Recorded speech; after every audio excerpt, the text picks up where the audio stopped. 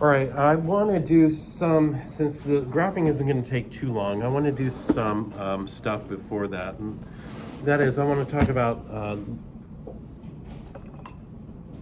couple of things. Here, there's a nice chart, actually a better one in your book, with the size of the radii. You know, as we go across, we look here at the grays, and then you can see the decrease in size as we go across the period with the grays. Here we can see it maybe a little bit better.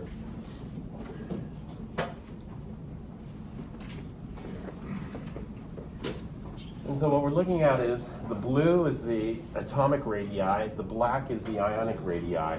And so over on the left we form cations. The cations are smaller than their parent. Over on the right we form anions. The anions are bigger than their parent. The parents are in the center here, and the anions are the bigger, the black ones out here. You can see that in general, if we just look at the black ones, the anions appear to be a lot bigger, except maybe cesium, the biggest cation, versus the smallest anion, which would be fluoride here. Maybe the fluoride's a little bit on the smaller side. But otherwise, the anions are bigger than the cations over here. And you can see the size trends here. And it's roughly about half the size. Not perfect, but you know, as a rule, it's good enough so that you have some idea. The sizes of atoms ranges from, you know, these are picometers here. And so this is a radius of helium's quite small, like 50 or so picometers, up to cesium's quite big. They don't give the radius here.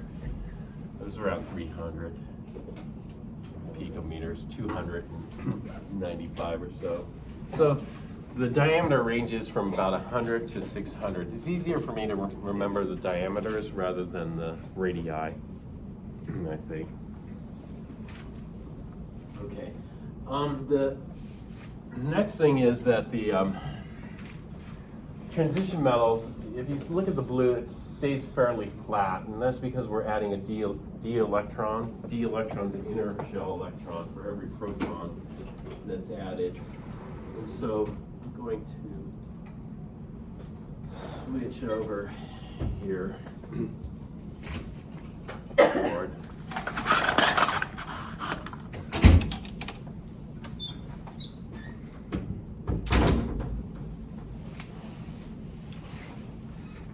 And so just a little bit more about transition elements.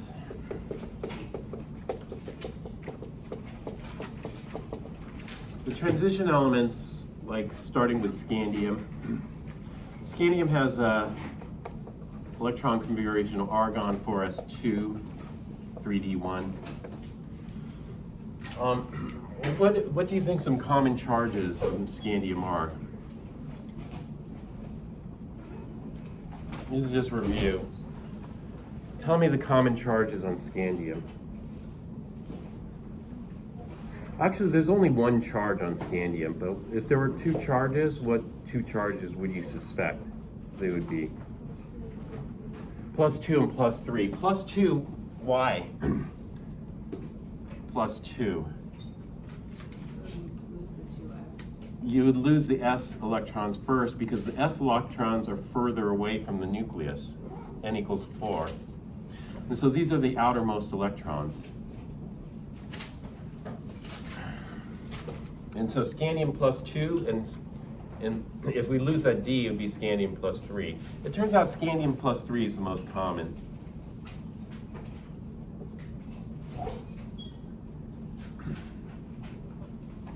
And so when we think of scandium as being fixed charge, it's always going to go to +3.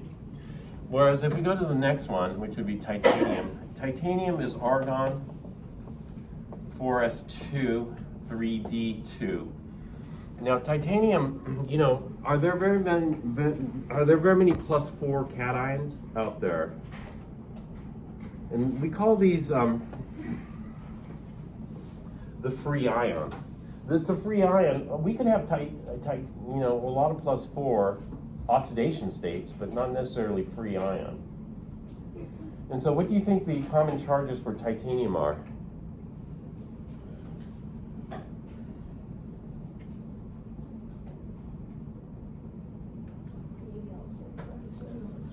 +2, +3, +4. You know, those are, and so we have like +2, +3, +4, +2 because we lose the s electrons, the outermost electrons first. In fact, that's the case for all the transition metals. The common charge for transition metals are +2 and +3. +3 because it gets harder and harder to generate higher and higher charges. And so when we go from titanium to vanadium, vanadium's argon 4s2 3d3 here. And so vanadium we'd expect +2, +3, +4, +5. Now the +4, +5 we usually represent as Roman numerals like 4 and 5 instead, because maybe these are okay for free ion, but these aren't necessarily good for free ion. So what we form is probably an oxyanion or something like that. An oxyanion would be something, let's go all the way out to, let's see, what's after vanadium? Vanadium is chromium. You know, chromium is kind of interesting because chromium we expect to be argon 4s2 3d4. But this turns out to be incorrect for chromium. Chromium is actually argon 4s1 3d5. And the reason for this is because the 3d5 is a half-filled d subshell.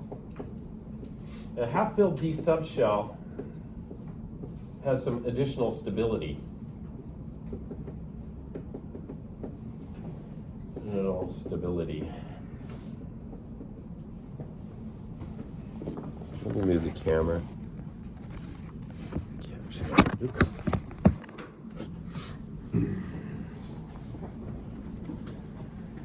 And so what happens is an s electron is promoted to a d. S electron is promoted.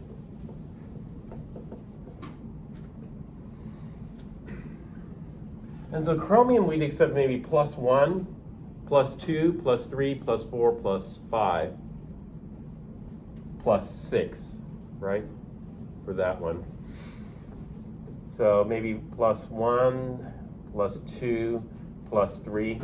+3 is about the limit for the free ion. So we could have a free ion.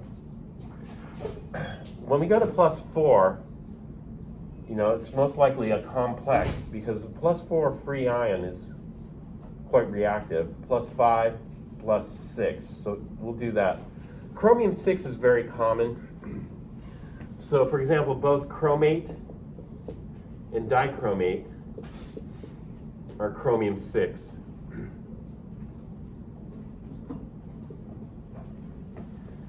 Chromium 6 is made quite famous due to the water contamination in the California Central Valley. Led to a cancer cluster. There's a cancer cluster in the southern part near Bakersfield, the southern part of the San Joaquin Valley. And they figured it out, they traced it due to chromium contamination, chromium 6 contamination of the water supply. Then they made a movie about it called Aaron Brockovich. And so, anyway, we'll go on from chromium. So chromium is an exception. This is not an exception you can get from the periodic table. Some of the exceptions we get from the periodic table are the D1 fillings. When we get to the actinides and lanthanides, you know, it goes 5D1, etc., 4D1. There's another exception. These are usually taught in Chem 4, so I didn't kind of go into it, but do you remember the other exception? Copper. Copper is the other exception. So we go from chromium. You think after chromium, manganese might also be an exception. Excuse me, because manganese is argon 4s2 3d. Is it? Oh, actually, it's already 3d5, so we don't have to make an exception there. This is already half filled, so we get some stability. The problem with this one here, vanadium might be an exception, but to promote 2 electrons costs too much energy. So we're going to leave it as 3D3, because if we try to go 4s0, 3D5, then it's not worth it energetically. Whereas this one's worth it. To promote one electron is doable, one s electron. So one of the s electrons are promoted.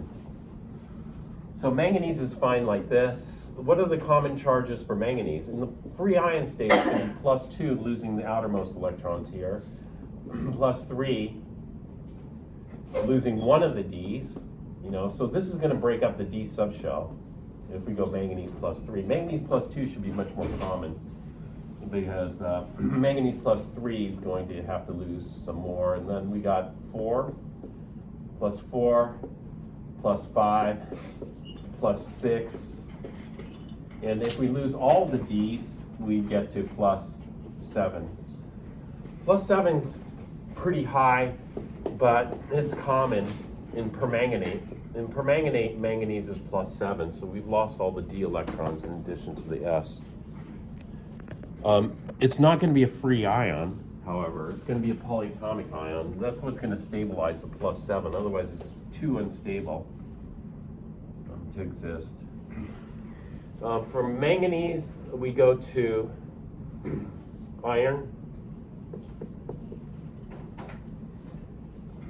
Iron is going to be argon, 4s2, 3d6. So here we go, we have to pair up an electron in the d orbitals. So over here we have no paired electrons in the d orbitals. So when we look at the 4s, got 2, and in the 3ds, we have singles all the way across. For iron, we'll have to pair, so we'll go 4s2, 3d6.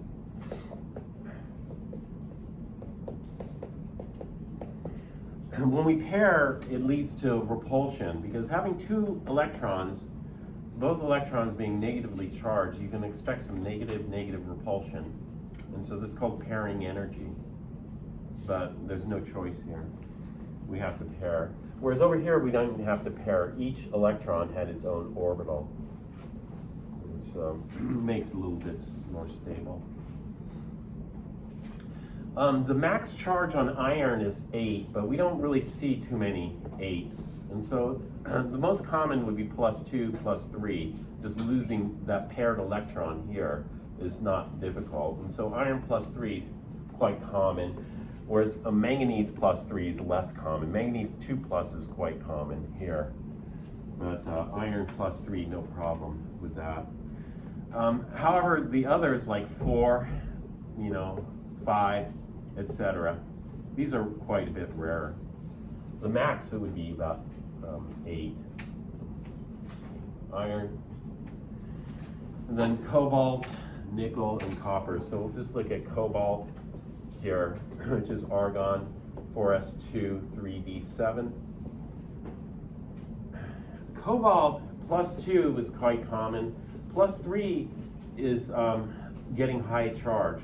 +3 is not very stable in water. So cobalt +3 is kind of reactive. Probably due to its size, making it more reactive. And so we don't see cobalt +3 as a free ion much, etc. But those are the common ones. Cobalt, nickel, which would be argon, 4s2, 3d8. And then finally copper and zinc. Copper is argon, 4s2, 3d9. But this is the second exception. This is not observed. Instead, we get argon, 4s1, 3d10. And the D-filled subshell has stability. And so D is filled, which gives it additional stability. Quite a bit more than a half filled. So a filled D subshell is going to be a lot less reactive, these electrons. And so copper +1 makes sense. Copper +1 makes complete sense because we lose the 4s electron and we'd be left with a D D subshell. However, copper plus 1 is not the most common charge on copper. What is the most common charge on copper? Yeah, copper plus 2 is much more common. But what happens here, in copper plus 2, we lose the s electron first and then one of the d's, so we end up with 3d9. And then you go, why is 3d9? 3d9 is not good. However, there is additional stability.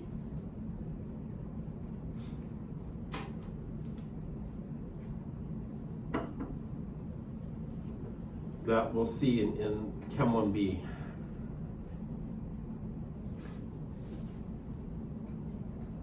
It has to do with the structure and the orbitals. The orbitals split again.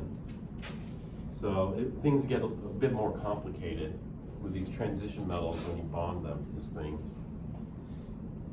And so the two major exceptions are chromium and copper. And other members of the family do the same thing. Silver doesn't have this. So when we look at silver's electron configuration is going to be krypton. And then rather than a 4s2, we'll get 5s2, 4d9. And so the same thing happens here with silver. We go krypton, 5s1, 4d10. In this case, there's only one charge on silver, and that's silver plus. And so we don't break up the D subshell here because there's no such thing as silver 2 ion. And so it's just krypton 4d10. The 4d10 are untouched. So copper is an exception to this, and we'll see that later. But typically, the case for silver is like this. There's only one charge on silver that's +1, and therefore it's a pseudo group 1 element. Copper as well, pseudo group 1. Mercury then is also pseudo group 1. Mercury 1 is common, very common, but there's also mercury 2, so things get a little bit messy. And then finally, zinc. Zinc is only one charge. Do you know what the charge on zinc is? +2. So this is one that you memorize, but if you know electron configurations, then you can figure it out. It's going to be +2 cation. We can see that with each additional proton, so we start off with scandium. Scandium has 21 protons. And then we go to titanium. Titanium has 22 protons, so 22 protons should pull things in. We're looking at the 4s electrons. It should pull the 4s electrons, but we have 22 protons, but what happened to the D? You know, we went from D1 to D2. Well, D electrons are inner shell electrons. Inner shell electrons are very effective shielders. Effective shielding means that we just canceled out the charge. So yes, we went from 21 to 22 protons, but with an additional D, we knock out that extra positive charge. And that goes for the whole way. And therefore, we have something called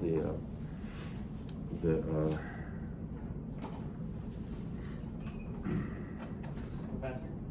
Yeah.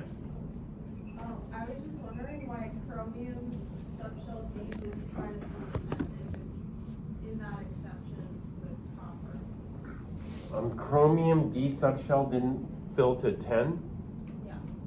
There's not enough electrons. We'd have to take them from the core. So you wouldn't write it just like normally without the noble gas shortcut and then just take as many to fill to 10? It's too much of a gap. So you just...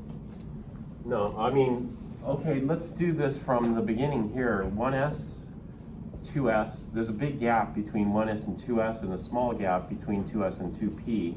And then a gap here, 3s, 3p. And then 4s, 3d, 4p. So you need to be able to write this for the first 4 shells. So this would be the 4th shell, the 3rd shell, the 2nd shell, and the 1st shell of orbitals here. And then when we look at the electrons,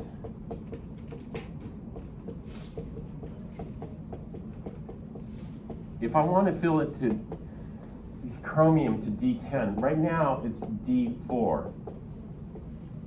And so with it D4, I can promote an electron, one electron up. Hund's rule or something like that? We're obeying Hund's rule here. These orbitals fill singly. They fill singly because they don't want to be too close to one another. So you're adding one more, so it's obeying Hund's rule and it fills up at. The Hund's rule's irregardless of this. I mean, you shouldn't associate it with Hund's rule. It's being promoted to half fill. It's half fill. It's because of symmetry. Hund's rule doesn't matter if it's symmetric or not. You know, there's something about spherical symmetry. When you add up, like say when we add up all the p orbitals, so let's have this as p y, p x, and then pz. If you add up all three p orbitals, then what we have is something called spherical symmetry. It's like a ball. And when we have a half-filled D subshell, it's spherical symmetric. It's like a ball. It's like a ball because it's how we divide up the cake. So for example, if we cut a cake or pie in half like this is not spherical symmetry. And so this is a half-filled cake, but it's non-spherically symmetric. But however, when we fill it halfway like this, then we're cutting the cake like this. If we cut up the cake like this, then we retain the spherical symmetry. The spherical symmetry adds to additional stability, like the D subshell one is completely filled. And so this is going to be promoted here, and then that gives us our spherical symmetry right here. So we knock out that. Now, if we wanted to fill this entirely, then we'd need how many more electrons? We need 5 more electrons. So this is 1, 2, actually we take it from the P. 2, 3, 4, 5. And so the problem is we're taking it from the third shell. The third shell is quite a bit lower in energy. This will cost way too much energy. It's a balance between how much it costs versus how much return you get. With 1 electron, it's worth it. For 2 electrons to promote, the cost versus return in energy is not worth it. That's just from observation. So people just memorize it. Mm-hmm. Uh-huh. Question. What was you were talking about with the protons and like the different, what are they called? Shells and energy levels? Like, you were saying that some of them are like the 3D, it's like a good shield. Inner shell electrons, you have to look back. You guys recall the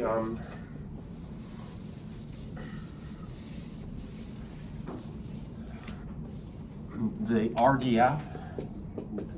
Does anybody remember what the RDF stands for?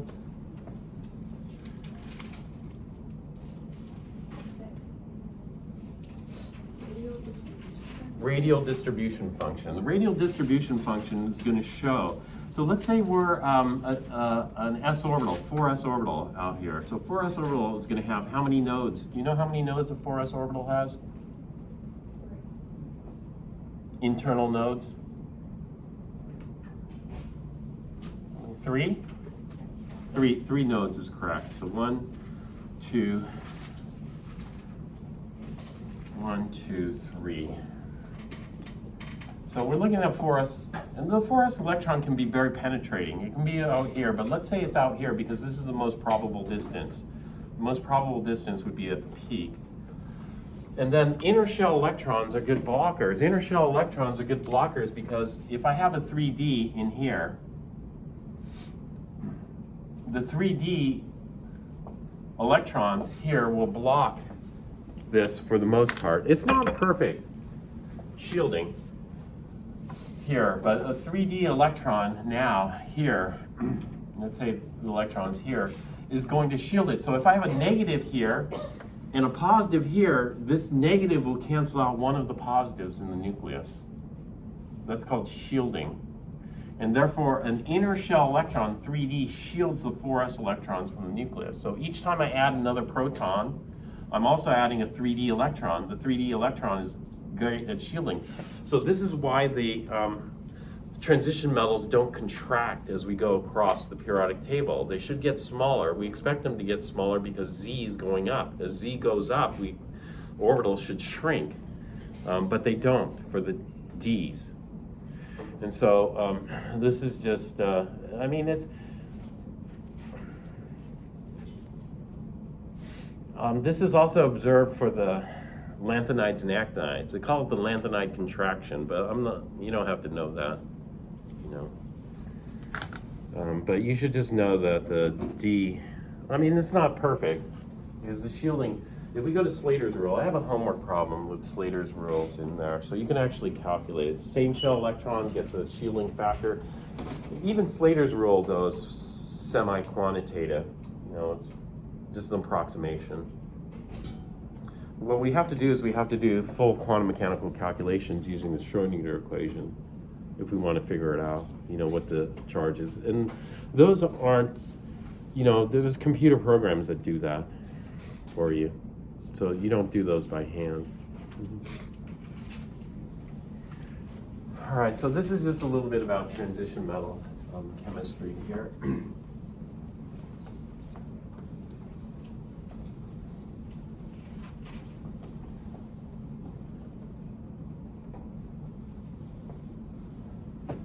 So just to keep up with the stuff, well, we're talking about electronegativity.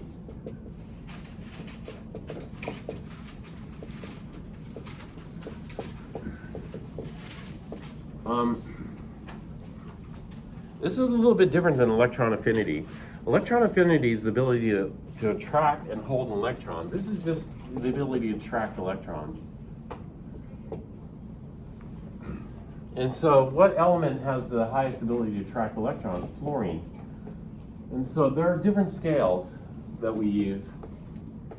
The simplest one will be the Paulings, but it's not the most accurate.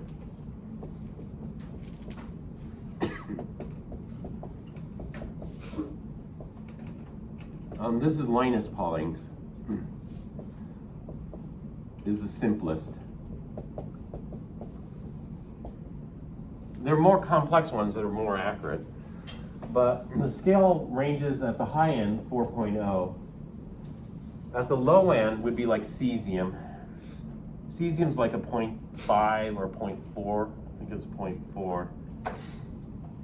And so the range is from 0.4 to 4.0.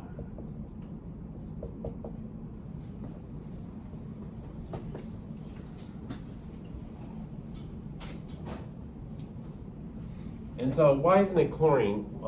Chlorine doesn't have as strong of an attraction. Fluorine has a stronger attraction for electrons. This chlorine can more easily accommodate an electron. And so that's why chlorine has the,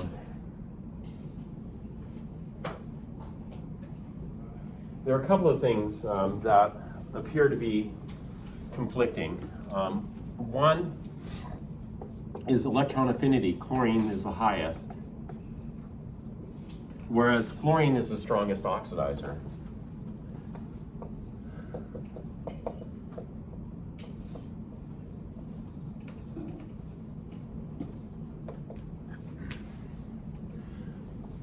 And so that's somewhat conflicting in terms of electron affinity. And the reason is chlorine can more easily accommodate, but fluorine is going to have a stronger pull for the electron. It's just a smaller atom. Chlorine's quite a bit bigger. Although chlorine's no slouch. Chlorine's like a 3.5, they're called. It's just a bit bigger.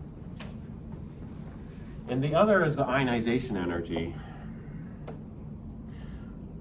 Lithium has a much higher ionization energy than cesium. But lithium is a stronger reducing agent.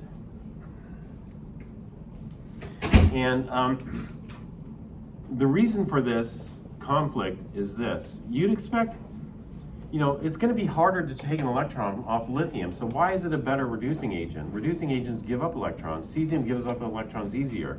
Cesium's more violent.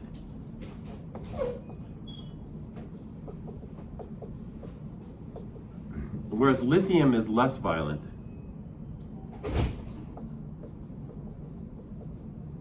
And the reason is the stability of the product, because we're looking at the total energy.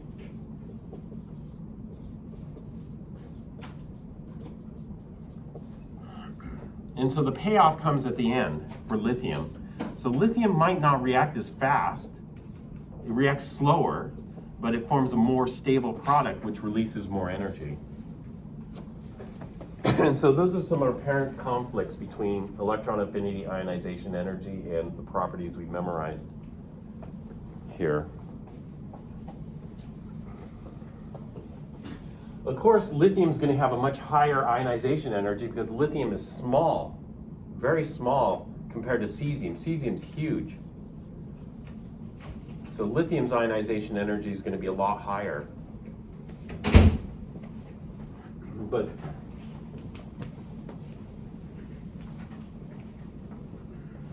ionization is just only one part of being a good reducing agent. You know, being a good reducing agent, we need to look at what forms afterwards. So the bulk of chapter 10 and 11, we need to draw Lewis structures. And so I just want to talk about Lewis structures right now.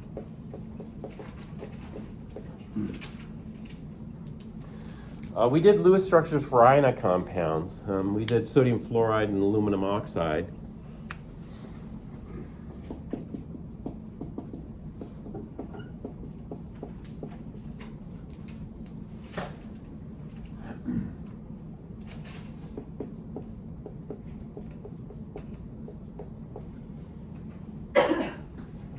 We're going to do covalent compounds.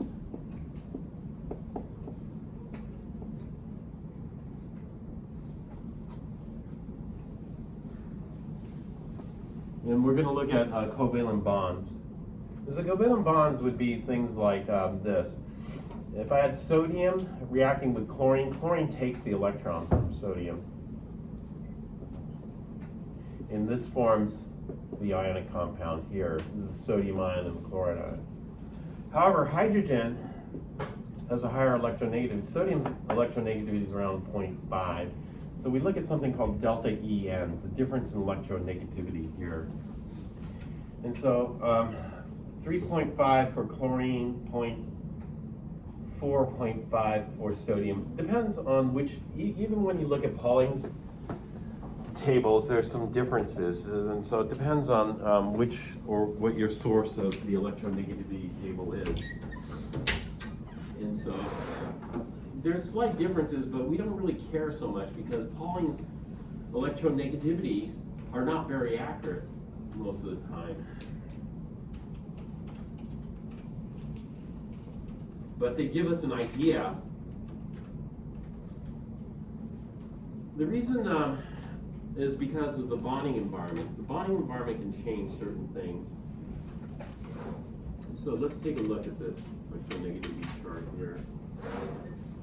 Oops, I was off.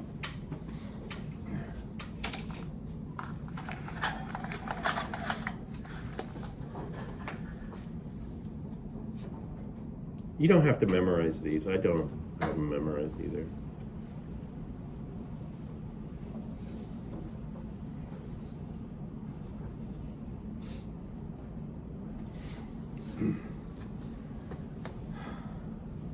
Depends on which book you're looking at. I think our book has chlorine at 3.5. This one has it at 3.0.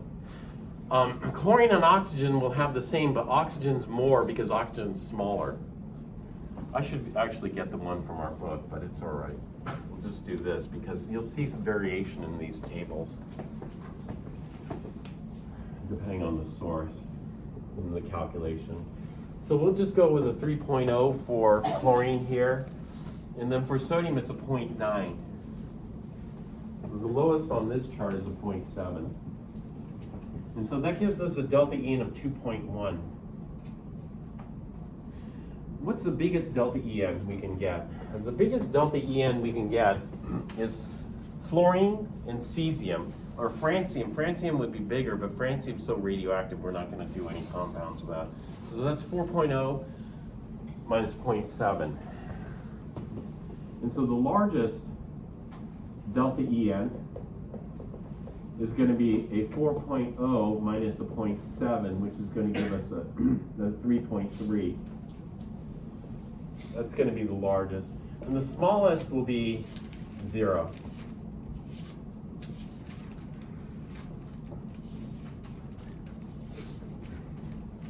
And so hydrogen, hydrogen's electronegativity is a bit strange. It's a 2.1. And so it's out of place here. Hydrogen belongs between boron and carbon here.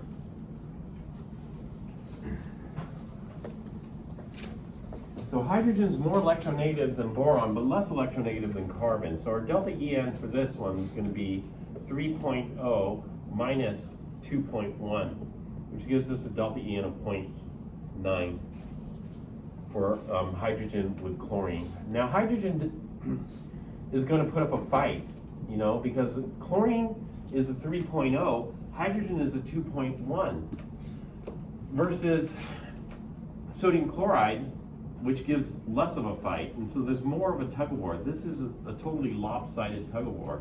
Here, this is, chlorine's still stronger, but hydrogen is not totally weak. And so what happens is we end up with a polar bond here. And this is going to be a covalent bond because chlorine's not able to ionize hydrogen, that is, completely take the electron away. And so what we end up with is a polar covalent bond. Covalent bonds when we share the electrons. Here, this is an ionic bond. There's no sharing here. Chlorine's completely taking away the valence electron on sodium. Yeah. And then finally, the final example I used was chlorine versus chlorine. Chlorine versus chlorine is going to be a tie. They're both equal. And so what we end up with is a non-polar covalent bond in which they're going to be shared evenly. This is non-polar covalent bond. Delta En is 0. And so what we try to do is we try to correlate this with something called percent ionic character.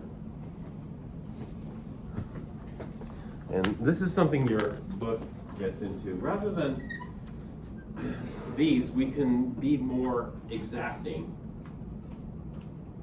in describing the bonding.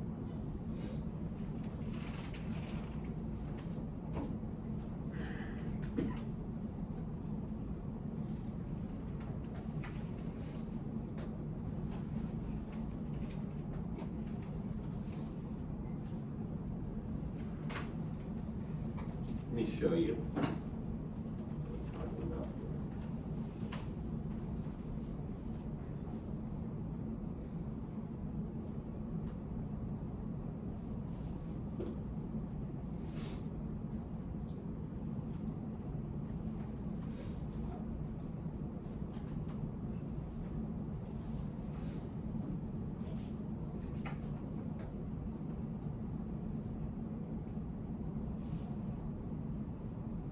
Yeah, sorry, I forgot I was going to show this as I bring it up.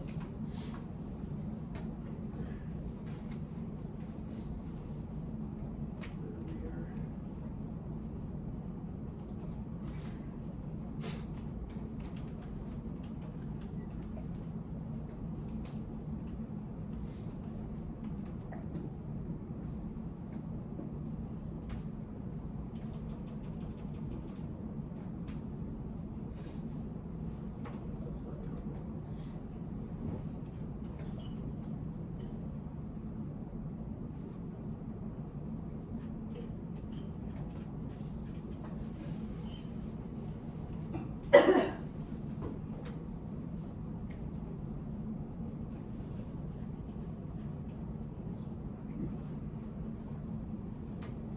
Well, I might as well talk about this too.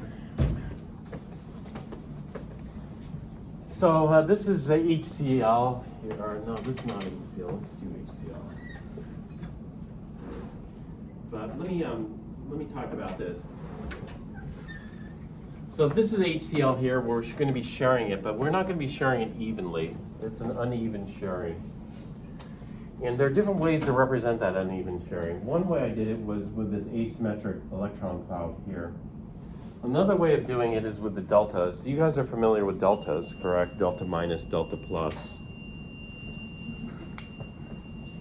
That's a partial positive charge.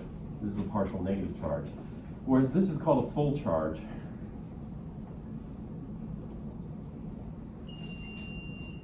We don't get a full charge here. These are called partial charges here. And so what is a partial charge? A partial charge is going to be less than +1 over here on hydrogen. And it's going to be greater, or actually less than -1. That is less negative than -1.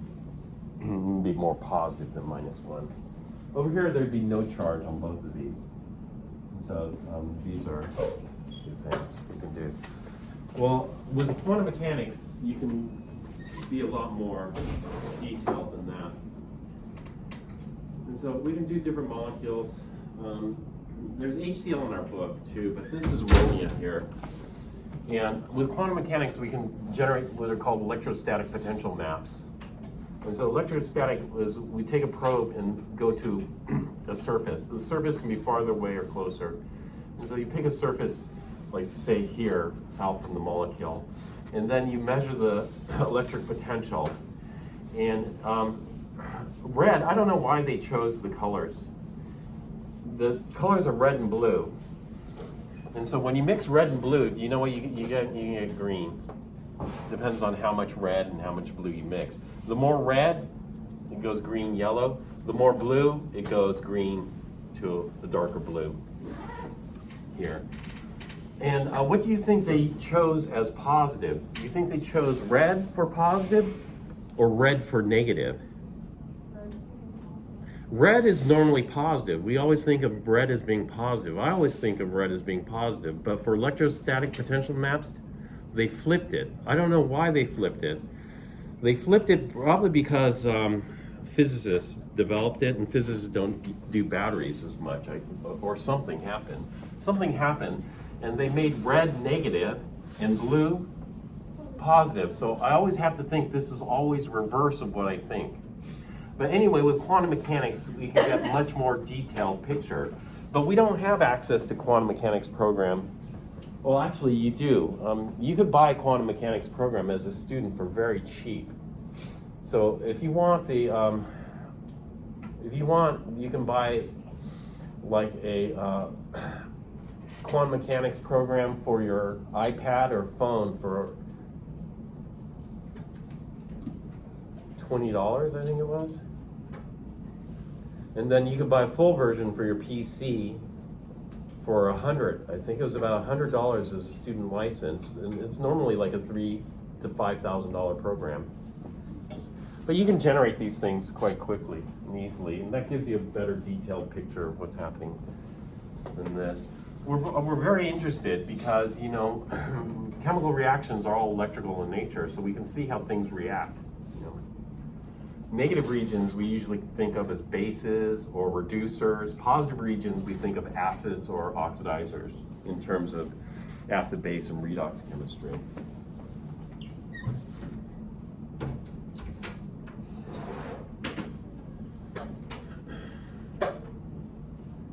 So here's the 3 examples I just did here. Although it's kind of hard to see how ionic this is. There are numbers associated with electrostatic potential. We used to have the program and so I had a lab that we would go onto the computer lab and do this, but the program was quite expensive, and so that got cut due to budget. You know, we're tight on budget right now. We don't have enough money.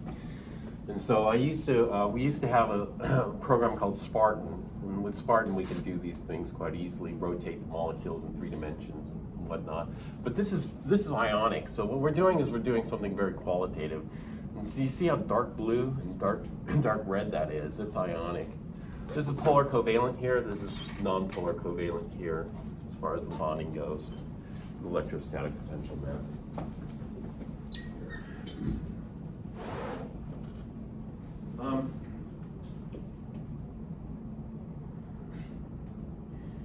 Oh, actually, they changed this one then. That's good. It used to be a hassle to explain to students why oxygen and chlorine have the same electronegativity of 3.5. You'll see that in some charts, but this is better. This is 3. But now there's a conflict. Chlorine and nitrogen have the same electronegativity. Which one's more electronegative? Are they exactly the same? No, they aren't exactly the same. If there's a battle between nitrogen and chlorine, nitrogen would win due to its smaller size. Chlorine's a lot bigger. And so typically when there's a conflict, we pick the smaller size would win. 2.5 for carbon, 2.5 for sulfur. 2.5 for carbon would be more electronegative than a 2.5 for sulfur due to its size. Hydrogen, of course, belongs between boron and carbon. They color code this one so you can kind of see. So hydrogen's in the green region here.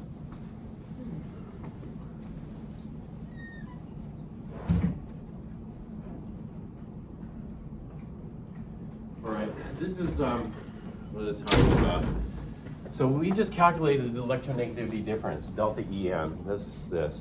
The largest electronegativity difference that we just calculated would be for 3.3 for cesium fluoride. And so that would be here. Cesium fluoride would have the largest. But oddly enough, lithium fluoride's more ionic. Because on the Y scale, we have percent ionic character. So you'd expect the largest to be a one-sided tug-of-war, the 3.3. And so that's very one-sided tug-of-war. But it's not. There's more, in other words, there's more sharing in cesium fluoride than in lithium fluoride. Lithium fluoride doesn't have as big. So it's not a perfect correlation. If you look at, what do you think the R squared for this curve is? 0.7? Yeah, maybe 0.7, 0.8. That's a bad or poor correlation, right? This is not a very good correlation. And so what we do is we take this correlation with a grain of salt, and therefore it's not going to be perfect. And so what we say is that these are approximate ranges. From 3.3 to about 2.0, we'll call it ionic. Now, is that perfect? No, it's not perfect at all, but that's what we're going to call. So we're going to go about here and call these ionic. You know, and so typically things like cesium iodide, potassium iodide, lithium bromide, lithium iodide, all those we call ionic. Well, they are ionic. They're more ionic than they are covalent. Do you see that? The electronegativity difference isn't there. Whereas HF, the HF electronegativity is there. So HF has a delta En. So there's a lot of overlap here. Do you see that? And so don't take these cutoffs so seriously. And that's why a lot of books don't even bother with these cutoffs. But we're going to go from about 2.0 to about 0.5. And to about 0.5, so 2.0 to about 0.5, we're going to call polar covalent.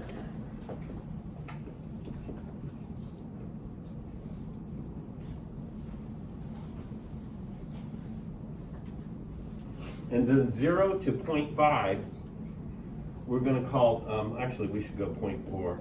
We're going to call non-polar. So it could just be slightly polar, you know. Slightly, well, so about 0.4, it could be just slightly polar, but we're still going to call it non-polar. So even though like HI is uneven, it's fairly non-polar in this respect. And so it turns out that the percent ionic character depends on more than just the difference in electronegativity.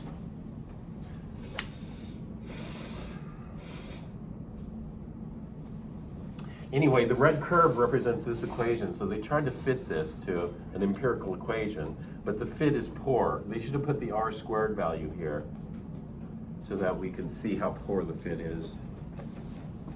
But, you know, there is a fit there, so that's one of the factors that influences the bond.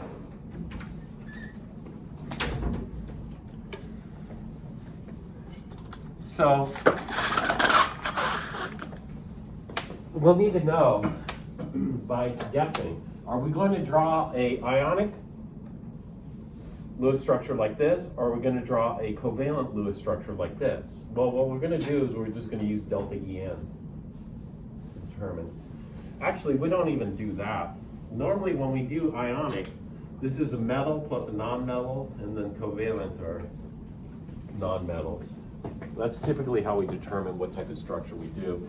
And then sometimes we just do a hybrid structure. A hybrid structure would have both. And so let's look at a hybrid structure here, where we'd have both types of bonding. And so it would be something like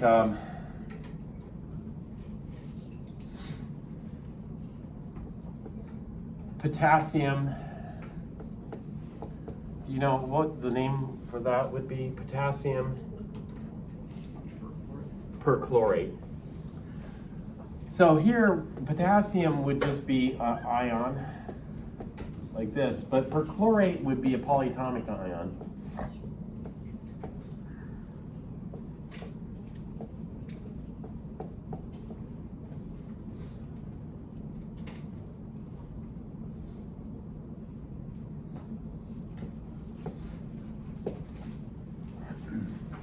So we'd have polar covalent bonds. Actually, the chlorine-oxygen electronegativity difference is fairly small, so those are probably considered non-polar covalent bonds in here. But anyway, we have covalent bonds in here, but we have an ionic bond here. So they're covalent bonds holding the oxygens and the chlorine, and ionic bonds holding the potassiums and the perchlorates together.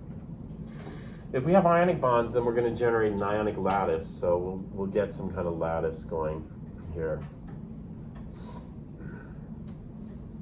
where we'll have the anion. The anion's going to be quite big, and the cations here. Actually, potassium cations are quite big too. And we just kind of pack it together like this in a ionic lattice. So generating Lewis structures then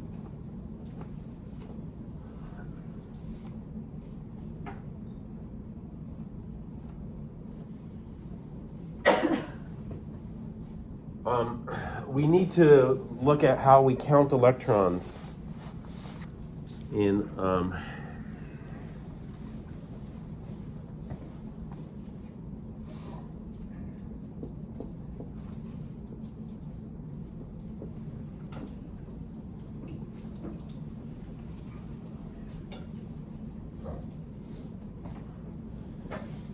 probably the most important for Lewis structures is the octet and duet. You guys remember the octet and duet pretty much? Okay, we're going to skip the discussion on that. But we also have formal charge. This would be the next most important way of counting electrons in Lewis structures. Formal charge, how do we count electrons using formal charge? We count electrons using formal charge by making an assumption. What do we assume here with formal charge?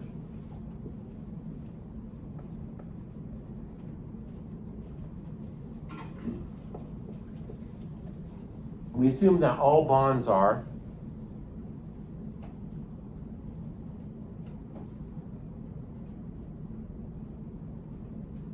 We assume all bonds are 100% covalent. That is, there's 0% ionic character. There's no, I mean, it's just 50-50 sharing.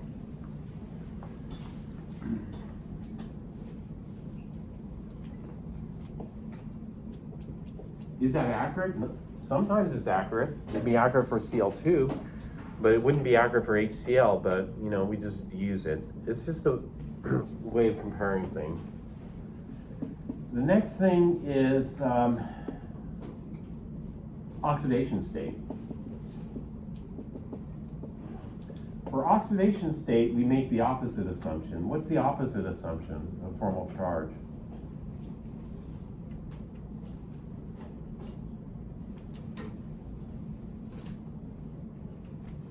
The opposite assumption is we assume all bonds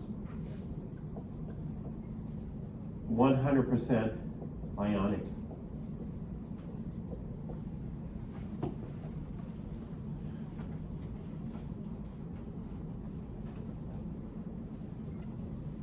And the last way of counting electrons is partial charge.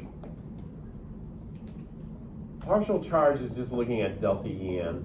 you know, and then delta plus, delta minus, or electrostatic potential maps.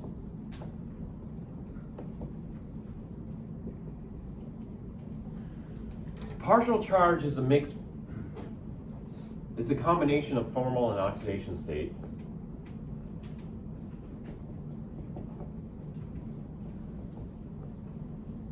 This would be the most accurate, but we would need quantum mechanics to get an actual number.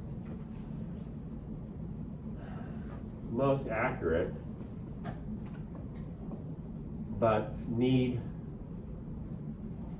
quantum mechanical calculations to get an actual number.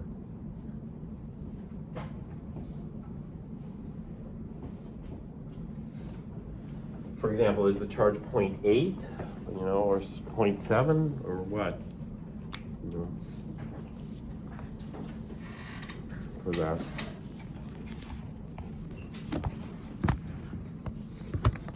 Okay, then we're going to look at generating Lewis structures. So after you determine is it going to be covalent or ionic or some hybrid structure, then we're going to look at some Lewis structures. So you need to determine it's going to be ionic, covalent,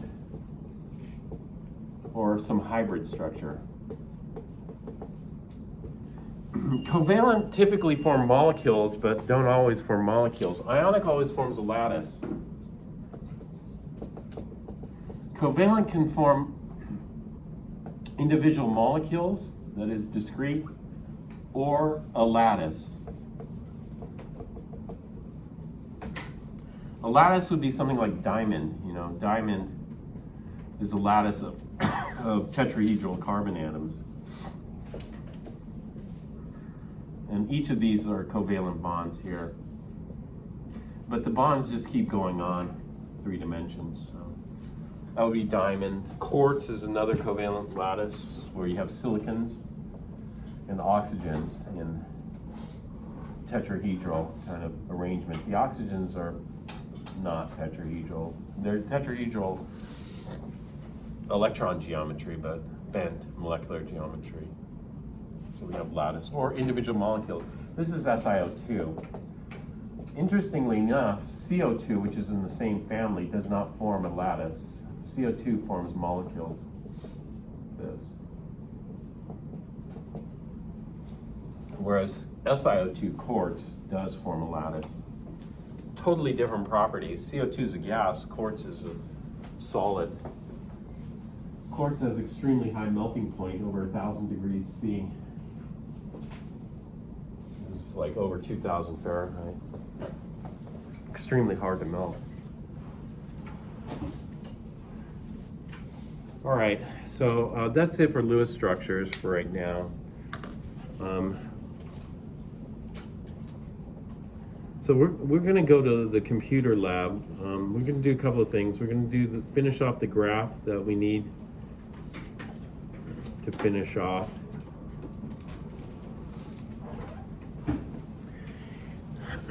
And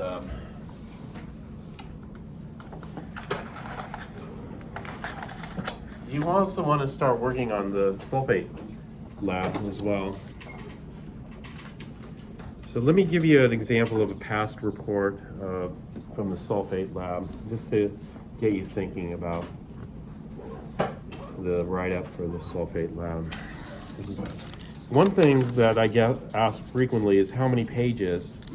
So typically the sulfate lab varies from 3 on the skinny side of things up to more. Like, for example, this one is 1, 2, 3, 4, 5, 6, 7, 8, 9, 10, 11. 11 pages on the longer side. And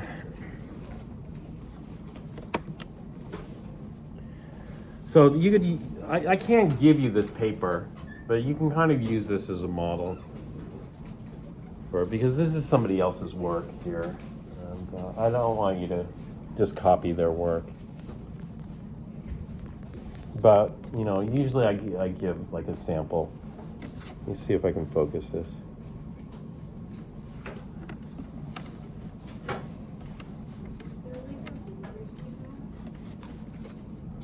It's abstract, introduction, etc. That would be the rubric. So, of course, we would need a title. The title for this one, gravimetric determination of percent sulfate ion in an unknown compound or mixture.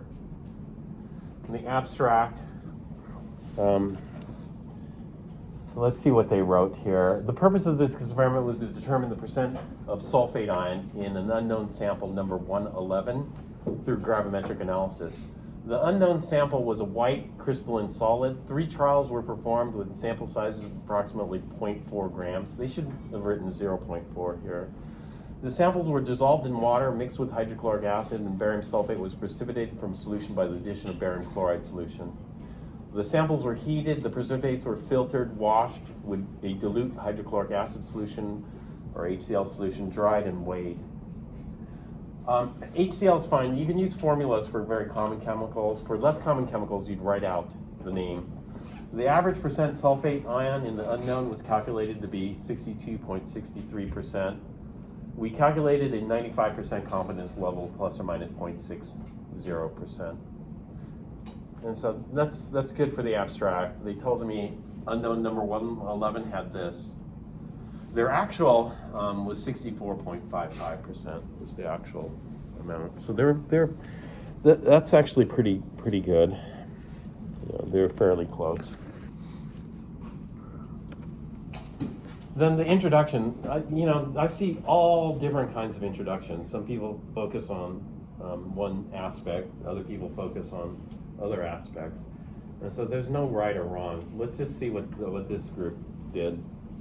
Now, this might not have been the best introduction, or it might have been. The task of determining the amount of a chemical substance in an unknown compound has been successfully accomplished in previous labs through the same chemical analysis procedure we employed here. According to Wikipedia, gravimetric analysis by mass is a popular form of chemical analysis because if, quote, if methods are followed carefully, it provides for exceedingly precise analysis. So they give a reference here, gravimetric analysis.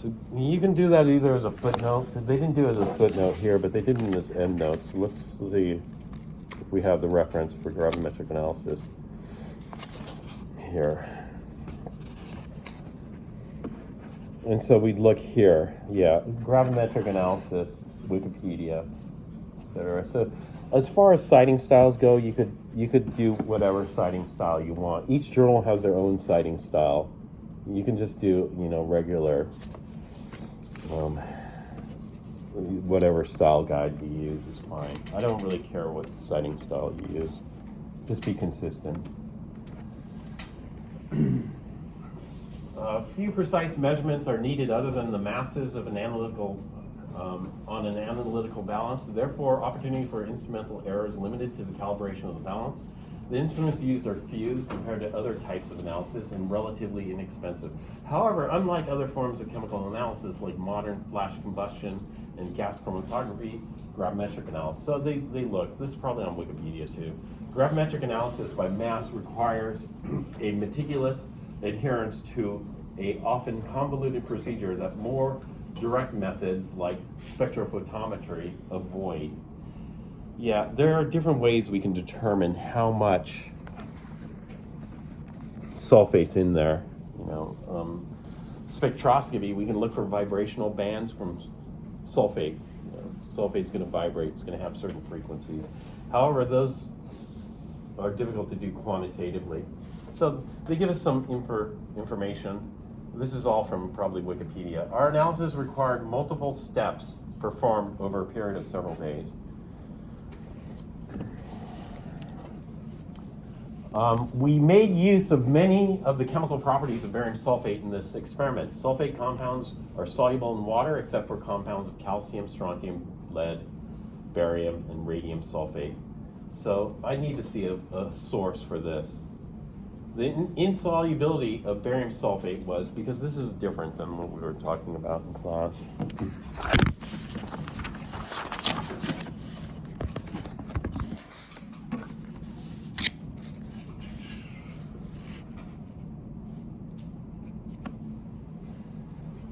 Exploited in this lab to isolate the majority of sulfate in our unknown. This property is exploited in medicine where patients can drink a barium sulfate cocktail and get detailed X-ray images of their digestive tract. The barium coating is illuminated on the X-ray. According to Wikipedia, barium sulfate will absorb X-rays more strongly than lighter compounds due to the high atomic number of barium. It's not due to the high atomic number, it's due to the large number of electrons. I talked about that in this class as well. I had barium sulfate as well. Lead sulfate would work better, but lead sulfate's quite toxic. Barium sulfate's quite toxic as well, but it's fairly insoluble in the acid. And so when it hits the stomach acid, you don't break it down or ionize it. But that's okay. Patients are safe from absorbing the heavy metal due to the insolubility of barium sulfate in water. Well, we need it in acid because your stomach acid is very, very much acidic. But these are my comments here. Barium sulfate is used as a pigment in paints, white paints. It used to be lead. And in thin layers on photographic and inkjet papers to increase the reflectiveness of the image, and images appear brighter. So that's on another, probably Wikipedia source, barium sulfate. We identified the distinctive white color of this compound in the precipitate. In industry, barium sulfate is used in oil well drilling to increase the density of the mud in the hole and control the flow of oil out of the ground. Unfortunately for the petroleum industry, barium sulfate is also a major source of scaling or mineral deposits that builds up on the insides of production tubing, valves, and pumps, and causes production issues. There's no easy solution to this problem because it is highly resistant to chemical and mechanical removal methods. Hard sulfate scale is more difficult to remove because the scale has low acid solubility. Acid solubility is quite critical here. And so that gives a little bit about barium sulfate, some of the properties there. Other people talked about gravimetric analysis, gave a little historical perspective on gravimetric analysis. There's plenty written about it. And yeah, other people talked about different things. And so there are a lot of different variations on the introduction section that you'll see these reports. Okay, the next section is experimental section. The experimental section, you want to give enough detail that somebody can redo the experiment exactly the same way that you did it. Use exactly the same masses and get exactly the same results. That's what they want in the experimental section. So you need enough detail so that they can repeat it just as you did. On day 1 of 3, unknown sample number 111 was retrieved from a drying oven. We cooled and dried the unknown in a calcium sulfate desiccator with the lid ajar for 1 minute and closed for 10 minutes. 3 samples of unknown were weighed on analytical balance number 20.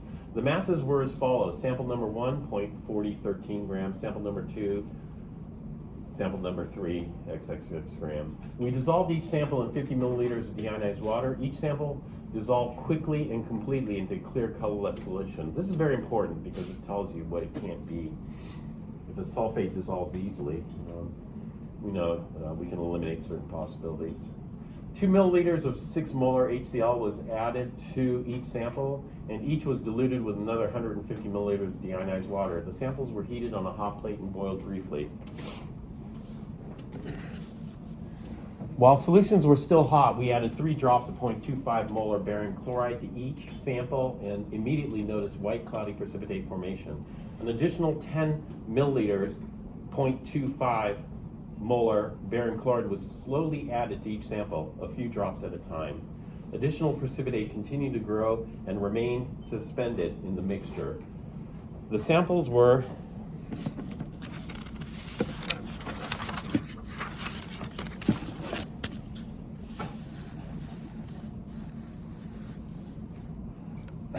allowed to cool at room temperature for approximately 10 minutes. The white colloidal precipitate started to settle. Exhaustive precipitation of barium sulfate was performed on sample number 3 first. An additional drop of barium chloride produced more cloudy white precipitate. We added approximately 13 milliliters of 0.25 molar barium chloride in 2 to 5 milliliter increments, letting the cloudy precipitate settle for a few minutes between each precipitation. The rest of the precipitation was carried out with 30 milliliters of 0.10 barium chloride added in 5 to 10 milliliter increments, again letting the precipitate settle between each precipitation. 0.10 molar barium chloride was used due to the lack of availability of 0.25 molar barium chloride. The last 10 milliliters, you use what we have. The last 10 milliliters of barium chloride produced less cloudy white precipitate. And so this is the difference between observations and procedure. Procedure is what you're supposed to use. We're supposed to use 0.25 molar. We didn't have it, so we just used what we have. And at 5 milliliters, no more precipitate formed. The remaining 5 milliliters of barium chloride was added to ensure complete precipitation of barium sulfate. This procedure was repeated for sample number 1 and number 2. For sample number 1, we added a total of 15 milliliters 0.25 molar barium chloride and 16 milliliters 0.10 molar barium chloride. To sample number 2, we added 13 milliliters 0.25 molar barium chloride and 9 milliliters 0.10 molar barium chloride. So we just need approximate amounts. These don't have to be so exacting, but some approximate amounts would be helpful.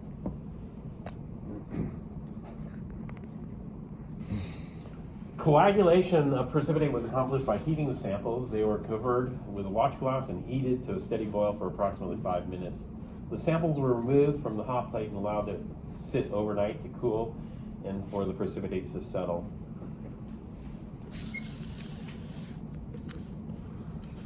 On day 2, we noted that the colloidal white precipitate appeared to have completely settled into white coagulate at the bottom of the beakers. Each sample was tested for complete precipitation of barium chloride by adding 1 drop of 0.1 molar barium chloride. Sample number 1 formed no additional precipitate. Sample number 2 produced a minute amount of precipitate. A few particles of barium sulfate solid precipitated out of solution. A total of 1 milliliter 0.1 molar barium chloride was added dropwise and no more precipitate continued to form. A drop of 0.1 molar barium chloride to sample number 3 also produced a very small amount of precipitate. We added 94 milliliters of 0.1 molar barium chloride to sample number 3. 94 milliliters is exceedingly large, until we recognized that we were mistaking dust and turbulence for precipitate formation. So that was an error. There's turbidity in the water, just differences in density and how light scatters from that. We filtered the barium sulfate precipitates from each sample with a functioning vacuum filtration apparatus. So some people showed the vacuum filtration apparatus as a figure, and that took up a half a page. And 3 cell-less crucibles. The crucibles were weighed before filtration and when they were empty, and after filtration and drying when they contained pure barium sulfate. We made a wash solution of 200 milliliters room temperature deionized water. Here we shouldn't say pure barium sulfate because that has to be RU'd later, just precipitate.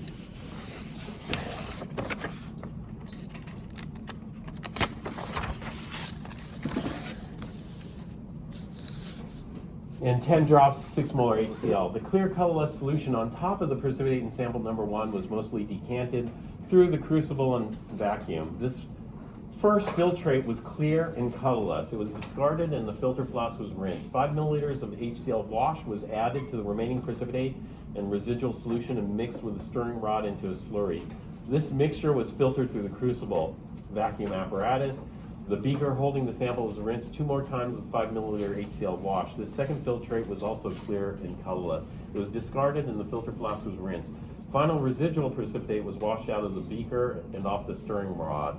The wash was pasted through the filter, and the filtrate was again clear and colorless. This third filtrate was tested for the presence of barium ion with 3 drops of 3 molar H2SO4. No barium sulfate precipitate formed. This filtration washing procedure was repeated for sample number 2 and number 3. We tested for the presence of barium 2+ in these samples with 4 drops of 3 molar H2SO4 and no barium sulfate precipitate formed. During the filtration of sample number 2, we observed a white, smoky gas appearing in the filter flask. The 3 crucibles containing each sample of sulfate were transferred into a beaker covered with a ribbed watch glass and heated in a drying oven overnight. On day 3, the samples were transferred directly from the covered beaker in the oven to the desiccator and cooled for 15 minutes. We weighed each crucible on the same analytical balance used earlier and obtained the following masses: sample number 1, sample number 2, and sample number 3. Okay, and then, I don't know, did I ask you to do separate results and discussion or together?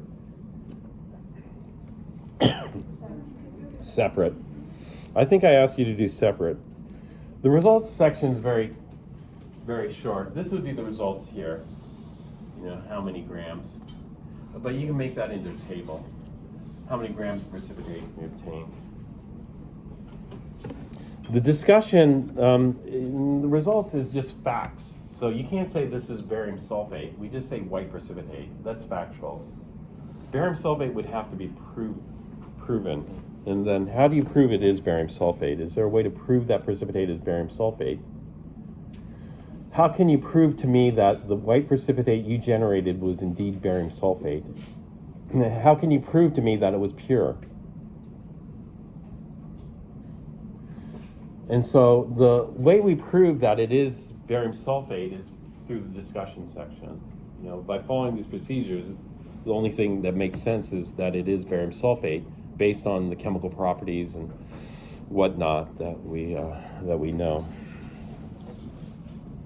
There are other ways to prove it. To prove that it's barium sulfate is called characterization. We need to characterize that white precipitate. You know, is that white precipitate really barium sulfate? And so normally, like, you know, a conclusion section is never, you know, conclusion section you don't need. We just put it on the last paragraph. But if you're going to write a conclusion, you write a conclusion saying what you need to do. You know, what are the next steps?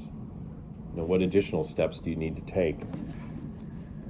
A conclusion shouldn't be a summary of what you did. So let's read the results and discussion. The short papers, you can combine results and discussion together. They didn't have too many figures. Other people had photographs. Other people put pictures of their distillation apparatus, whatever. And so the pages can grow that way. Unknown number 111 was observed to be a white crystalline solid. The unknown was allowed to cool for 1 minute in the desiccator with lead slightly ajar before sealing it within the desiccator. So they're starting kind of over. This is a little bit of repetition of the experimental, but they're adding more chemical details in this. And so the unknown was allowed to cool for 1 minute. Okay, we got that. Sealing it with the desiccator for another 10 minutes. This was done to allow some of the heat of the unknown to escape and prevent buildup of pressure inside the desiccator. It's not buildup of pressure, it's the buildup of vacuum, because as it cools down, the air contracts, creates a vacuum, making removal of the lid very difficult. Oh, actually, they talk about it. And subsequent vacuum effect caused by the cooling and contraction of the air inside the desiccator once it was sealed. So they covered it. The 3 samples were weighed before the precipitation of the barium sulfate in order to determine the amount of sulfate ion relative to the mass of the unknown samples. We made sure to use the same analytical balance for all our. You don't have to use the same analytical balance. You don't need the analytical balance number, although that's part of the data.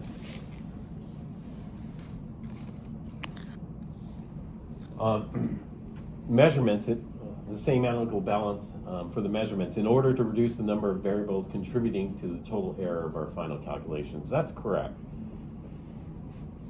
Each balance may not be calibrated in the same way, and some drift more than others, and others get junk lodged in the mechanical end of it, which causes errors. Okay, working with 3 samples of unknown, we were able to make 3 calculations of percent sulfate in our unknown. 3 trials instead of 2 or 4 or more was the ideal number of trials to accomplish a statistically meaningful calculation of percent sulfate ion in an unknown with the most efficient amount of work. This was a lengthy procedure with limited time and lab resources. The 95% confidence interval for an average of the 3 trials is significantly better than the interval calculated for 2 trials due to a lower t-value of 4.303 compared to 12.706. 4 trials would not have improved the 95% confidence interval significantly more, as the t-value for 4 trials narrows the interval only slightly more compared to the interval with 3 trials. Tudor Vista, source for that. The t-value for 4 trials is 2.776, which is closer to the t-value of 4.303 than 12.706. The t-value relationship to number of trials is nonlinear. As sample size increases, the t-values decrease by less and less, and the 95% confidence interval becomes less directly affected by small increases in sample size. So they decided to talk more about the 95% confidence interval. Some people didn't talk much about this. However, they should show the calculation for this. A lot of people didn't start off with this. This is kind of more appropriate at the end rather than the beginning. At the beginning of the discussion, we just go through the steps of the procedure, talk about those. So each unknown sulfate sample dissolved readily in deionized water. From this observation, we concluded it was a sulfate compound and or mixture that was not silver. We don't need a Roman numeral for silver. Silver is only single charge. Roman numeral is only for multiple charge. Silver is fixed charge and +1. Lead 2, that's fine. Lead is 2, 4. Mercury 1, that's fine. Mercury is 1, 2. Calcium, strontium, barium, those are fixed. Sulfate. If there was any carbonate or phosphate present, it was a group 1 or ammonium carbonate or phosphate. The sulfate solution samples were acidified. Okay, so they talk about it dissolved easily. What type of information does that give you? The sulfate solution samples were acidified with 6 molar hydrochloric acid. If there were any carbonate or phosphate present in the unknown, we would prevent any co-precipitation of these ions along with barium sulfate by reacting them with hydrochloric acid first. So this is good. This is the purpose of adding hydrochloric acid. And eliminating the possibility of any other barium precipitates other than barium sulfate. So this is a good step in proving that that precipitate was barium sulfate, because somebody could argue that precipitate might be barium carbonate, it might be barium phosphate. You know, there are lots of insoluble barium precipitates that could have formed. So this is very good.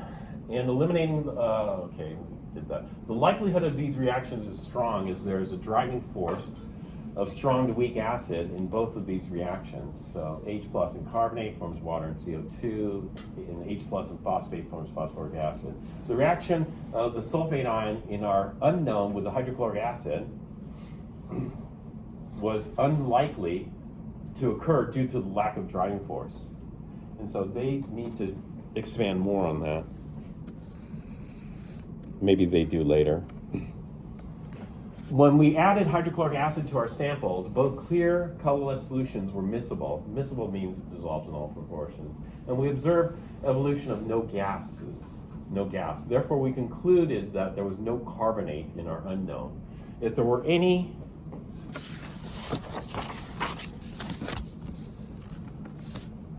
phosphate ion in our unknown, at this point it would have been eliminated from our final product, as it would have reacted with hydrochloric acid first and remained in solution as phosphoric acid or H2PO4-. The acidified solutions were heated to boiling and precipitated, and precipitation of barium sulfate was initiated by adding drops of barium chloride to each sample in the following reaction. So the reaction they inserted in the paragraph, but what most people do is they'll make a paragraph break and then insert the reaction between paragraphs here. But it would probably take them too many pages because this one's already 11 pages. So if they did that, it probably would have gone to 20 pages. If they do it, then that's standard format. You don't write an equation in the paragraph. You write an equation between. So break up the paragraph, insert the equation. With addition of barium chloride solution, we immediately noticed the formation of a white, cloudy, colloidal precipitate. Note that the solution was not heated to dissolve the unknown. The unknown dissolved in room temperature water before heating. The precipitation was done with a heated solution in order to facilitate the growth of larger crystals. When barium ion was introduced into our solution, in the presence of excess sulfate ions, the sulfate ions adsorbed to the barium ions and the resulting particles of barium sulfate acquired a negative charge. So this is from the lab. This abundance of negative charge created repulsions between the colloidal barium sulfate particles and prevented the formation of larger crystals we needed for filtering. So this is from the lab manual. These smaller colloidal particles were too small for our cellulose filters. It's actually cellulose. Performing the precipitation with a heated solution of sulfate ions provided the colloidal barium sulfate particles with enough kinetic energy to overcome their negative charge repulsions and form larger crystals held together by lattice forces. The presence of the positive hydrogen ion due to the addition of HCl also helped mitigate the negative particle repulsions and encourage the formation of larger filterable barium sulfate crystals. The reagent used to precipitate barium sulfate was barium chloride for many reasons. Obviously, this is a question I asked the class, why barium chloride, why not barium nitrate? You know? And so this is things that they can add for like little bonus type points. Obviously a solution with group 2 ion was needed, so why not calcium, why not strontium, and then why chloride? You know, those are all things that are out there that you can find if you want, you know. And so I told them, depending on what is in there, I'll add little bonus things, like if you go beyond, just the minimal. And so, yeah, sulfates are all soluble except for silver. We don't want to use silver because it's expensive and causes black stains. Lead, we definitely don't want to use lead because it's toxic. Mercury, toxic. But calcium, strontium, barium. Strontium is radioactive, a lot of radioactive isotopes. So, but why not calcium and so this is why they expanded on this. This was this group was particularly gung-ho on trying to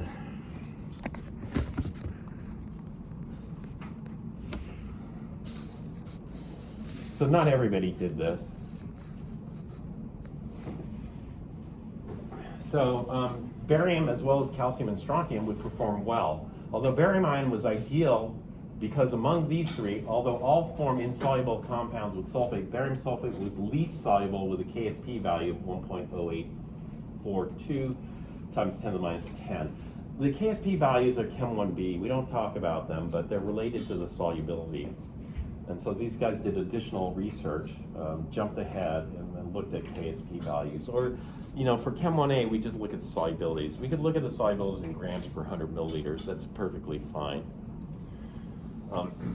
At 25 degrees Celsius compared to the KSP value of 3.14 times 10 to the minus 5 for calcium sulfate and 3.44 times 10 to the minus 7 for calcium strontium sulfate. So 10 to the minus 10 is the least soluble, 10 to the minus 5 and 10 to the minus 7. The anion component of the reagent ended up being a spectator ion. One could reason that any other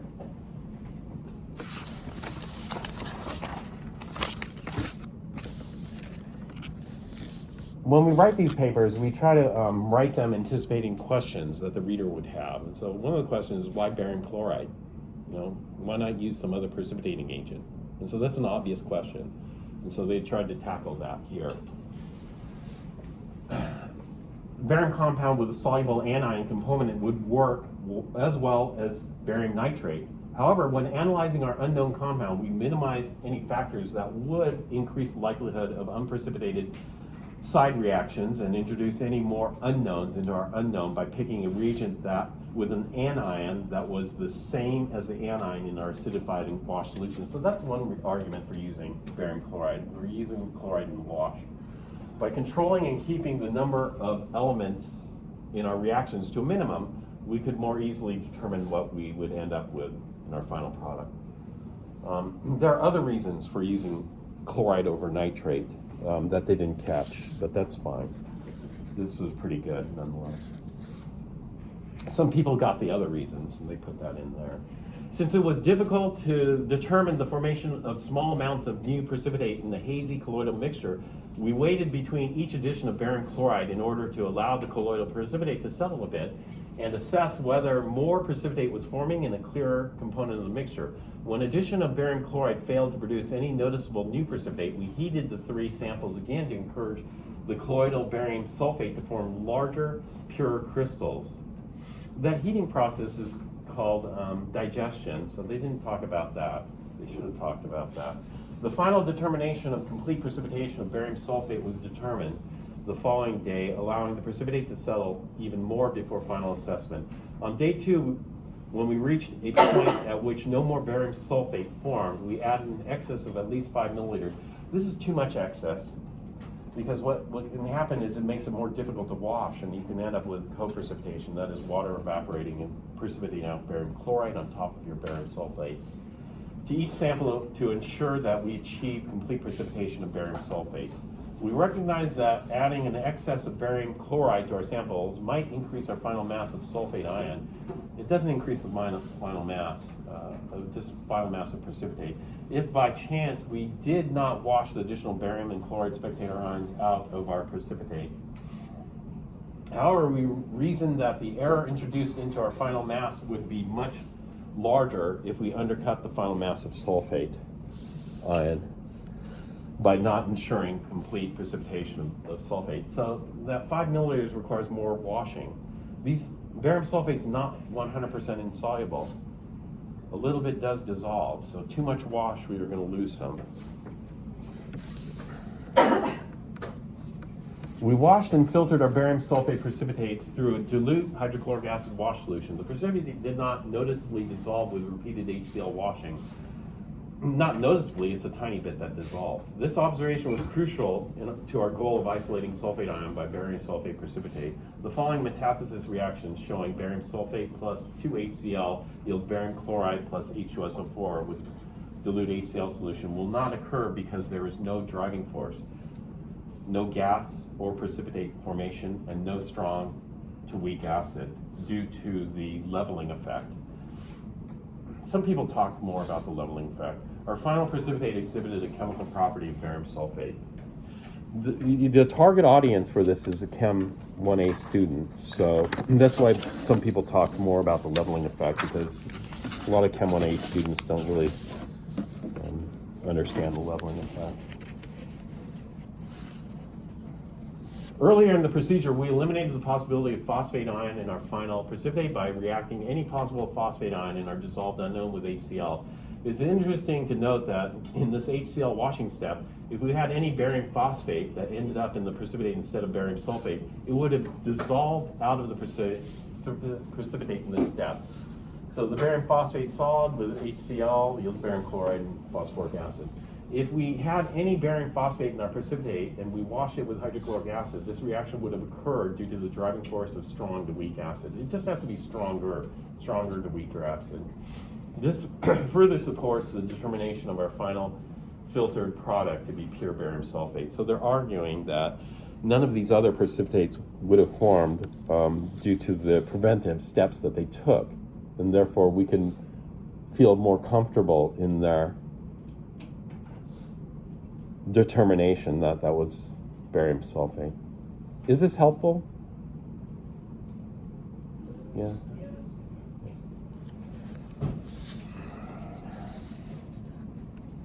It was important to thoroughly wash the precipitate in order to remove any spectator ions from our barium sulfate precipitates, which would change the final mass of pure barium sulfate, namely any excess barium ions, as well as any positive metal cations from the unknown sulfate salt.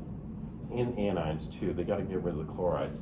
Here we were more interested in eliminating excess barium rather than chloride or any other spectator ion, as it was the heaviest and would alter the final mass measurements the most. What did I write here? Well, you got to get rid of the chloride too. We don't want to leave the chloride in there. After several washings, the final filtrate, and there's a way we got rid of the chloride. Do you know how we got rid of the chloride? How did you get rid of the chloride in your samples? Otherwise, people will say, you didn't get pure barium sulfate, there's still chloride in the samples. How did you get rid of the chloride? Sulfuric acid? Not with the sulfuric acid.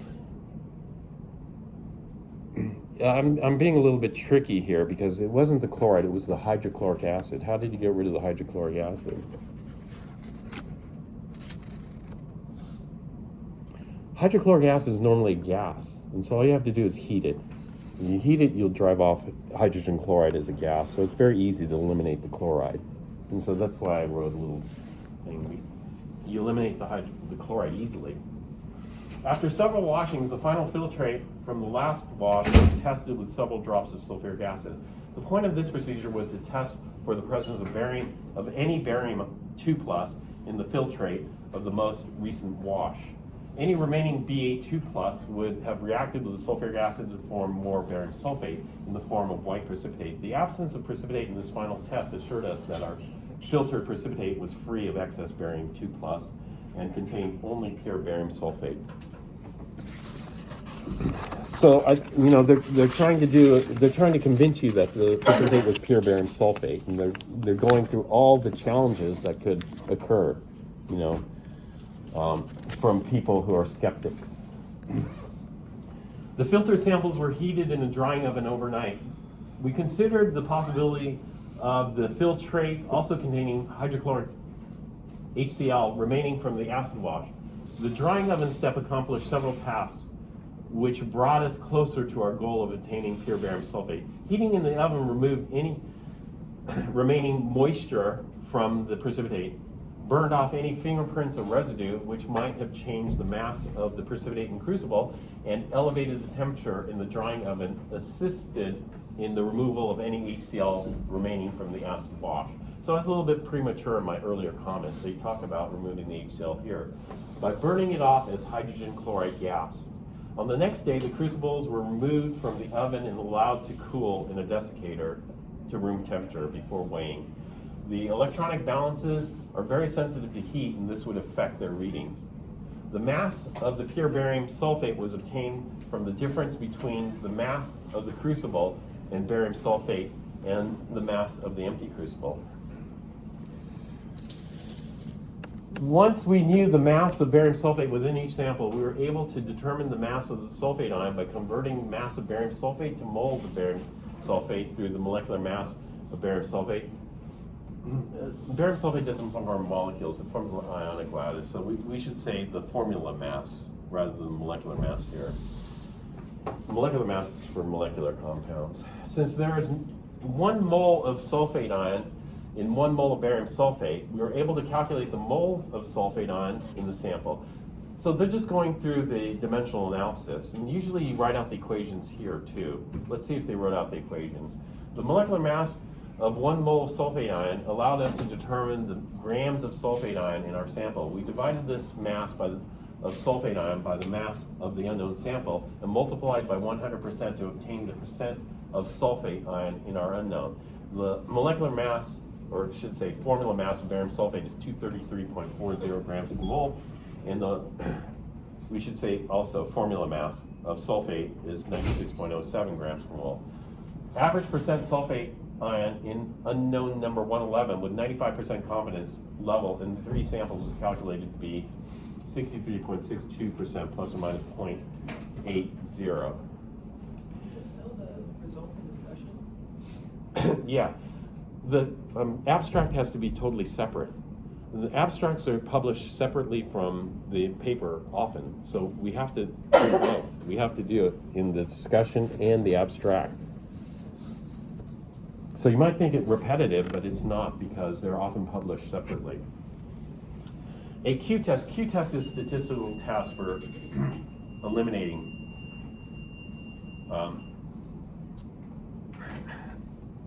outliers. A Q-test was performed on percent sulfate ion data in trial number 3, which strayed from the data for trials 1 and 2. This was done to determine if trial number 3 data was an outlier. We compared our Q value with a reference Q value corresponding to a sample size of 3 and a 90% confidence level using Dixon's Q-test. You could do it on Excel too. Since the calculated Q value of 0.866 was less than the reference Q value of 0.94, we determined that trial number 3 data should be included. So they tried to exclude the data number 3, but it didn't pass the Q-test, so they had to include it. But it may throw it off for better or worse. Normally we don't, we could just include the calculations within the paragraph, just break the paragraph, insert the calculations. This way the reader can follow along, you know, when they're dividing, multiplying, whatever else. And then they calculate the standard deviation here by first calculating deviation from the mean and then using the deviation from the mean for the standard deviation. And then they showed the calculation for the 95% confidence interval, and then they did the Q-test calculation here. So we could have ended there, but normally some concluding remarks would be this. So they actually wrote a conclusion section, which is fine. I mean, but normally for a shorter paper, you wouldn't do this. With more time and resources available, we might have been able to improve the confidence of our results by performing additional tests to confirm the identity and purity of our barium sulfate product, as well as percent sulfate ion in our unknown. We demonstrated barium sulfate's chemical inertness through extensive gravimetric analysis. Another characteristic property of barium sulfate is its high density, 4.5 grams per cubic centimeter, which could also be determined to additionally confirm its identity. And so what they're saying here is we need, you know, it's always nice to have additional proof that that is pure barium sulfate. And so one thing they could have done is maybe try to measure the density of their precipitate and see if it matches. If it matches, that's additional evidence in support of their precipitate being pure barium sulfate. A sample of the final product could be weighed. We would determine the volume it displaces and could make a rough calculation of its density. We could also confirm our percent sulfate results by performing an alternate experiment using colorimetric analysis. The EPA performs this test to determine the sulfate ion's presence in groundwater and industrial waste. So they did some research. They looked up how the EPA determines how much sulfate's in there. When solid barium chloranilate is added to a solution containing sulfate, barium sulfate is precipitated, releasing the highly colored acid chloranilate ion. The color intensity in the resulting chloranilic acid solution is proportional to the amount of sulfate present. So this is using spectroscopy, that is using the UV vis spectrometer and looking at absorbance versus the concentration. So this would just be a Beer's law type experiment. The concentration of sulfate ion could be calculated through this alternate method by measuring the absorbance of the colored solution and solving for the concentration values on a graph plotting absorbance against known concentrations of a standard. And so they gave us some additional ways they could have determined that it was pure barium sulfate, or additional ways to generate additional evidence and support that it is, because you're trying to convince somebody this white powder is barium sulfate. And when you get a white powder, what could it be? Lots of things. So anyway, here are the references. They had a number of references here. Okay, so that's a sample report here.